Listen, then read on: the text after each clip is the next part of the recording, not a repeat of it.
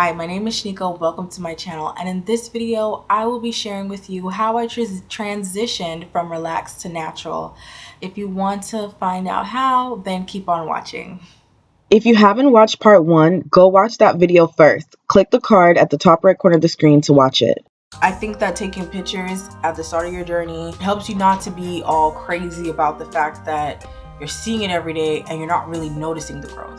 But if you can take pictures and have a picture from January and then you're looking back at it in March to looking back at it again in like September, like later down the road, you'll see that progression, and the progression that you wouldn't have seen if you hadn't took pictures to record. So I think recording is another thing that you should do. I definitely did record and take pictures, because otherwise I would have just been probably obsessing too. And the fact that I also learned that, you know, you grow from a quarter to a half an inch per month of hair, you know, so, and that's per month. So some people grow more or less or around that range, so you got to keep that in mind as well, which is why you know, if you're going by the half an inch mark and really thinking about that, it takes 6 months for you to grow 3 inches, and it takes a whole 12 months for you to grow 6 inches, you know. So that's why you really would have to take the pictures to see the progress, and it does take time. And again, that's on if you grow a half an inch per month. You can grow less or more than that. It just all depends. My next thing is that when you are washing your hair, so like I said, the maintenance, doing the deep conditioner, all that, putting in your moisture, but when you're washing your hair, you want to be careful. You want to take the time to wash your hair when you have time. You don't want to wash your hair when you're in a rush or anything, because it is a change. It is different. It is going to take getting used to doing your hair now that you're transitioning, especially when more of your natural hair grows in.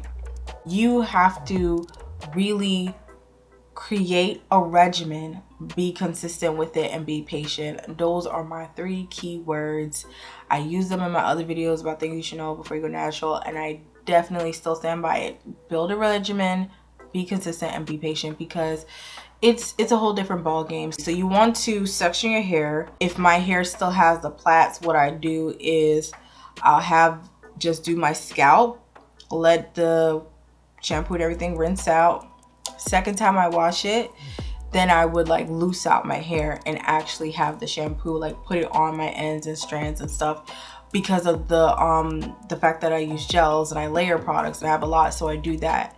But at first I was just doing like the plaits and letting it rinse out, but then I realized, no, I need to like actually, while it's in sections, take each section out, work the shampoo through it the second time, and then like rinse that out and put that back in its section. So you can work in sections and then like have one section here, you take it out, wash it, do what you gotta do, rinse it, and then twist it back up. Then do your next section. It may seem like, oh, this is gonna take long, but yeah, like I said, it does take some getting used to, because at first it took me so long. I felt like I was in the shower for like ever.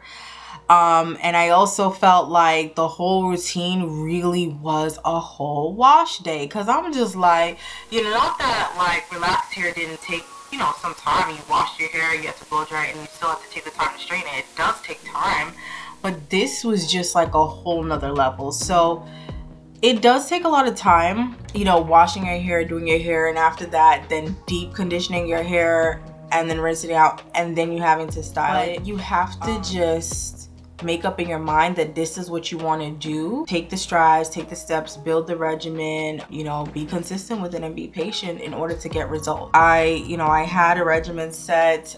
It did take some getting used to. It did take time. I did have to plan out when I was going to wash my hair and have that whole day dedicated to doing that. Like, you know, if I'm going to get up early, I'm going to get up early and I'm going to start and I'm going to get done here. So I'd always have a wide tooth comb. I take my time. I worked from the ends going all the way up. If you find that it's easier for you to work from the top going down, do what works for you. You do what you gotta do. You just want to take your time, regardless of how you're detangling.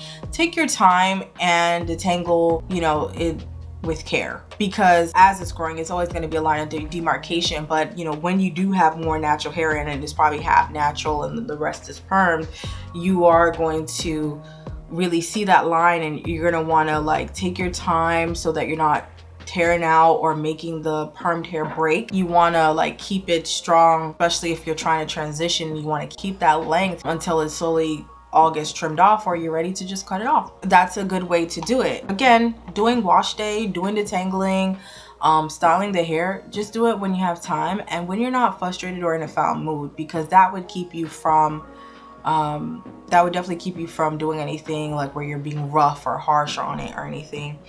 And I can tell you guys, one time I remember when I had some Brock's braids, I took them out, and when I tell you, my hair, it's one section of it, I believe it matted, and I was just like freaking out. I was freaking out. I was like, oh my gosh, am I gonna have to cut my hair? I didn't want to do the big chop. I wanted to transition. What is going on? How am I gonna get this out?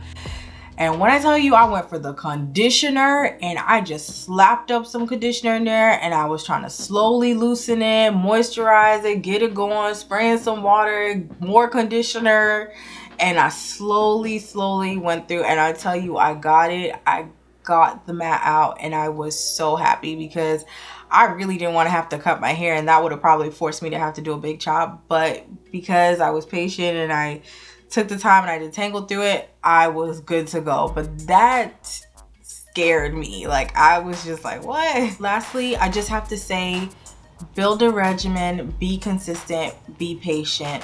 Those are the 3 key things, and that's whether you're transitioning, that's whether you already cut relaxed ends off, that's if you are natural now. Like, that is important. And I hope that's something that you can take away with you on this. But you know, that was my how I transitioned from relaxed to natural. I hope you've gotten value out of this video. If you have gotten value, then like this video, share it with your friends and family. I know they will get value out of this video as well. Remember, things you should know before you go natural. Part 1 and part 2 are going to be linked in the description box down below. I definitely believe that you should watch that video if you're thinking of going natural and you are permed now. Regardless of however you decide to get there, definitely watch it. It'll give you important information about, you know, what you should know before going natural. And subscribe and hit the notification bell so you'll be notified of my future video uploads. Don't want to miss out on all this other content that I will be bringing to my channel. And let me know if any of these things are things that you are currently doing. Any questions you might have on some of these things, you can comment those down below. And anyone who's already natural, let me know if these are some things that you've done before, or what have you probably done different. What was your experience? You know, you just comment down below. Thank you so much for watching. I will see you in the next one. Bye.